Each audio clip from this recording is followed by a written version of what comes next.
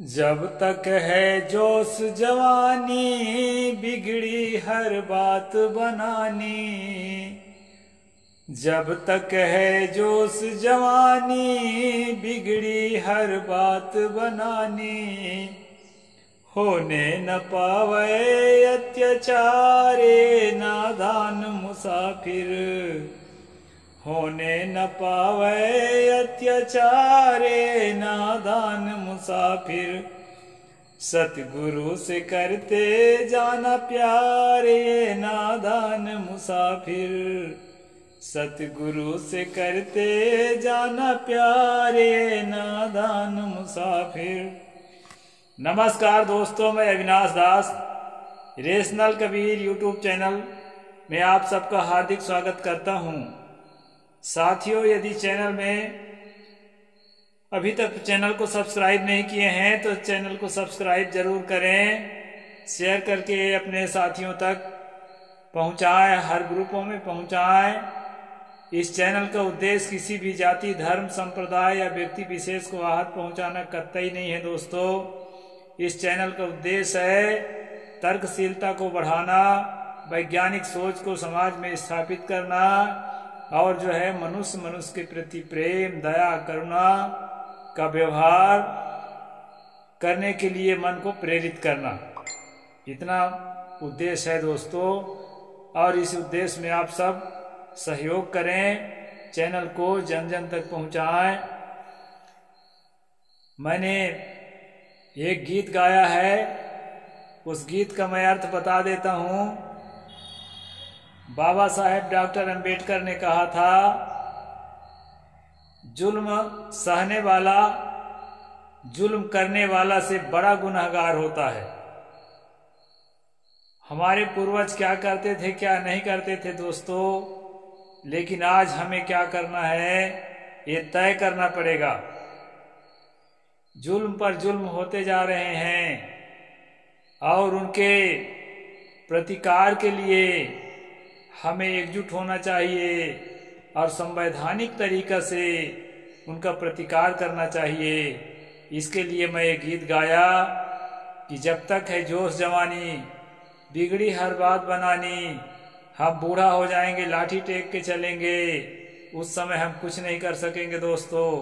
इसलिए युवा अवस्था के रहते समाज के शुभ कार्यों को अंजाम दें, ताकि हमारी अगली पीढ़ी हम जिस दौर से गुजरते हैं उससे बेहतर उनका जीवन हो। तो दोस्तों, इसी के लिए मैं गीत को आपको कह के सुना दिया। अब ये मनुस्मृति का किताब है, जिसको पढ़ कर के हर रोज मैं सुनाता हूँ। तो जो पिछला चैप्टर ना देखे हों, पिछला एपिसोड भी जरूर देखें दोस्तों। इससे चैनल को भी बढ़ावा मिलेगा और आपको भी मनुस्मृति के हर आर्टिकल्स का पूरा ज्ञान हो जाएगा और इसका प्रचार प्रसार होगा और हम समझ सकेंगे कि कैसे कैसे कहना चाहिए कि अन्याय अत्याचारों से देश गुजरता था और उससे डॉक्टर बाबा साहेब अम्बेडकर ने हमें निजात दिलाने के लिए कितना कुछ किया, ये हम ठीक से समझ पाएंगे। बाबा साहेब के पहले सदगुरु कबीर साहेब ने सबसे पहले इस मूवमेंट को चालू किया था दोस्तों मध्यकाल में। इसके बाद फिर अनेक महामानव आए, संत रैदास आए, पीपा जी आए, घना जी आए और बहुत से संत आए, पलटू साहेब आए, गुरु नानक देव जी आए। फिर ब्रिटिश काल में हमारे राष्ट्रपिता ज्योतिबा फुले, माता सावित्रीबाई फुले, ये सब आए दोस्तों क्रम क्रम से। और बाबा साहेब ने जो कर दिखाया वो अपने आप में एक अनोखा है। तो हम मनुस्मृति का अनुशीलन करते हैं दोस्तों। मैं कहाँ तक पहुंचा था, कल मैं बताया था सीमा विवाद का निपटारा। आज उसी प्रसंग को थोड़ा आगे बढ़ा रहे हैं। गृहं तदा गमारामं क्षेत्रं च भीषयाहरं शतानि पंचदंड्यः स्यादानादुस्तोदमः। जो धन का जो धन का कर दूसरे का घर, पोखर, बाग और खेत ले ले तो राजा उस पर 500 पण दंड करे। पण मैं पहले बता चुका हूं, हम रुपया मान सकते हैं, पण कोई करेंसी होता था। तो दूसरे का जो घर है, दूसरे का धन है, या दूसरे का जो है तालाब है, दूसरे का बगीचा है, अगर कोई कब्जा कर रखा है तो राजा के लिए मनु ने आदेश दिया कि उससे 500 रुपए का यानी 500 पण का जुर्माना करे और बिना ले और जाने बिना ले तो 200 पण का दंड करे। यदि अनजाने में कब्जा कर लिया है खाली समझ के तो उसको केवल 200 पण लेना है। 200 पण यानी रुपया जो भी समझे वो लेना है। इस तरह से भूमि कब्जा पर जो है ये आर्टिकल है। सीमायामा बिहस्याम स्वयं राजयो धर्मविद प्रसिद्धेत भूमि तेषां मुखकारादि स्थिति।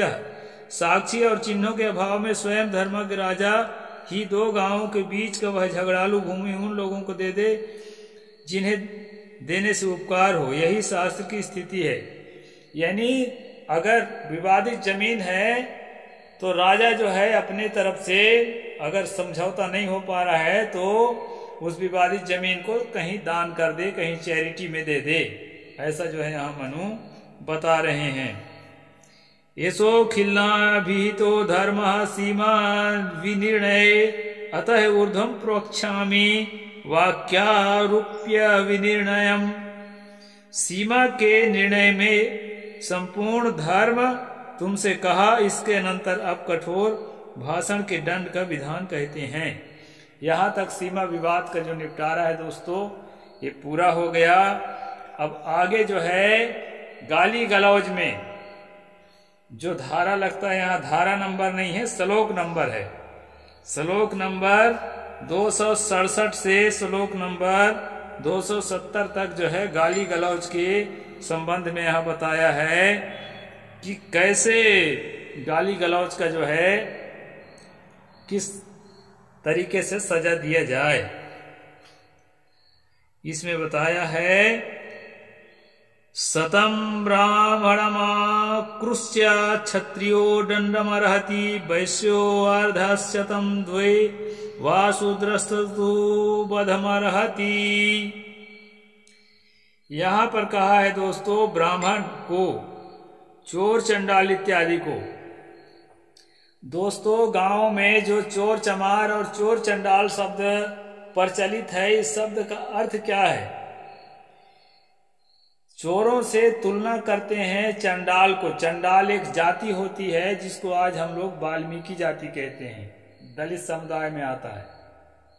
और चमार एक जाति होती है, वो भी आज दलित समुदाय में आती है। तो उनको भी चोर चमार कह करके और चोर चंडाल कह करके उन जातियों को चोरों से तुलना की जाती है दोस्तों ज्यादातर। और उसका जो बीज है वो कहाँ से आता है? वो इसी मनु स्मृति से निकल करके आता है। यहाँ चोर चंडाल इत्यादि ऐसा लिखा है।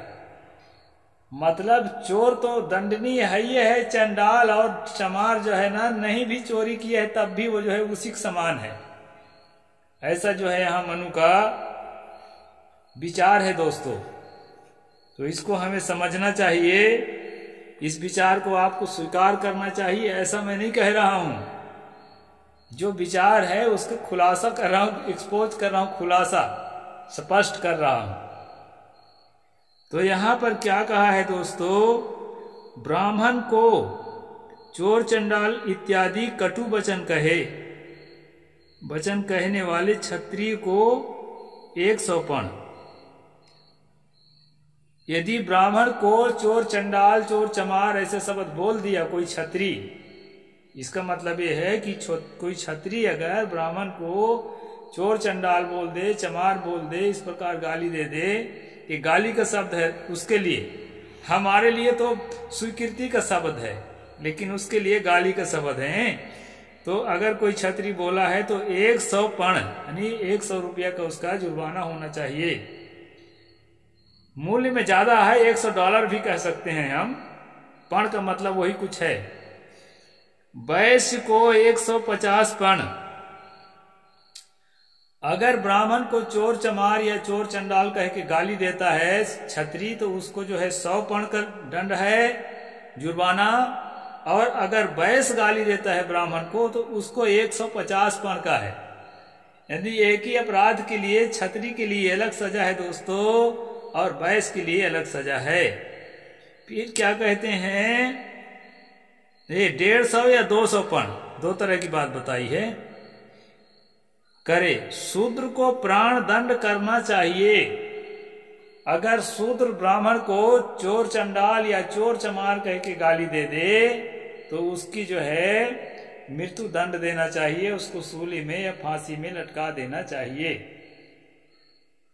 यानी कि एक ही अपराध के लिए एक आदमी को 100 रुपया में बचा दे रहे हैं, दूसरे आदमी के लिए 150 से 200 रुपया तक के बताया गया है, और तीसरे आदमी को मृत्यु दंड दिया जा रहा है। क्योंकि आगे और पढ़कर मैं बताऊंगा, शूद्र के पास पैसा होता ही नहीं था, धन संग्रह का उसको हक ही नहीं दिया था, तो उससे जुर्माना भला कहाँ से ले लेता। इसलिए जुर्माना उर्वाना कहाँ, बल्कि इसको ठीक से गाली दे रहा है तो इसको मारी डालो। जो है इसकी लहर जो है ना तुलसी के मानस में भी आया है दोस्तों, जहां पर वो कहे हैं, वादहि शूद्र दुजन सन हम तुम सो कछु घाटी, जान ही ब्रह्म सो विप्रवर आंख दिखाओ ही डांटी। सतगुरु कबीर साहेब के प्रभाव से मध्यकाल में इतने साहसी हो गए थे, जिसको आज हम SC ST OBC कहते हैं, शूद्र वर्ग के लोग, कि आंख निकाल करके, आंख में आंख मिला करके न्याय की बात करने लगे थे दोस्तों। भले डेमोक्रेसी नहीं था, लेकिन लोगों में जोश था, जज्बा था। और कबीर साहब के मरने के बाद जब तुलसी पैदा हुआ तो वो देखा और लिखा। कहता है कि बादहि शूद्र दुजन सन, अरे ये शूद्र लोग तो दूजों के साथ वाद विवाद करने के लिए, डिबेट करने के लिए तैयार हो गए। हम तुमसे कछु घाटी, अरे तुमसे हम कुछ कम है क्या, ऐसा कह रहे हैं। जाने ही ब्रह्म सो विप्रवर, जानते हुए कि ब्रह्म के समान जो है विप्र है, ये ब्राह्मण जो है भगवान परमात्मा के समान है, ऐसा जानते हुए भी उन्हें जो है आंख दिखाकर डांट रहे हैं। या दूसरा अर्थ इसका ऐसा भी करते हैं कि जो ब्रह्म को जानता है वही ब्राह्मण है, हम भी ब्रह्म को जानने लगे हैं, हम किसी ब्राह्मण से कम थोड़े हैं, ऐसे कह करके भी शूद्र लोग डांटने लगे थे ब्राह्मणों को। इतना जोश जज्बा और साहस जो है सतगुरु कबीर साहब ने भारत के मूल निवासियों को दिया था दोस्तों। तब जो है बौखला के तुलसी को इस तरह लिखना पड़ा था। तो यहाँ पर जो है ना धन संग्रह के अधिकार, निर्धन होने से आदमी कैसा भी उसका जीवन के साथ जुल्म ढाता है, इसलिए इनको धन संग्रह का अधिकार नहीं दिया गया था। और धने नहीं है तो उसको पैसा से क्या जुर्माना करता है। यहाँ लिखा है कि क्षत्रिय अगर ब्राह्मण को चोर चंडाल या चोर चमार कहता है तो उसको 100 रुपये का जुर्माना ले लो। वैश्य अगर ऐसा कहता है तो उसको 150 से 200 तक जुर्माना ले लो। और अगर शूद्र ऐसा कहता है तो उसको जो है मौत के घाट उतार दो। तो ये जो है दोस्तों उस समय के राजे रजवाड़े ऐसे कठोर कानून का पालन करते थे। इसलिए जो है जो लोग आज भी बाबा साहेब के संविधान का आदर नहीं करते, उनको जो है मनु को पढ़ना चाहिए और समझना चाहिए, और हर रोज इस स्ट्रीम को आप लोगों तक पहुंचाएं ताकि जो है लोग समझें कि हम किस दलदल से, किस नरक से निकलकर आज जो है समतल में बैठे हैं। इतना ही कहूंगा दोस्तों। साहेब बंदगी, जय जोहार, जय भीम, जय भारत।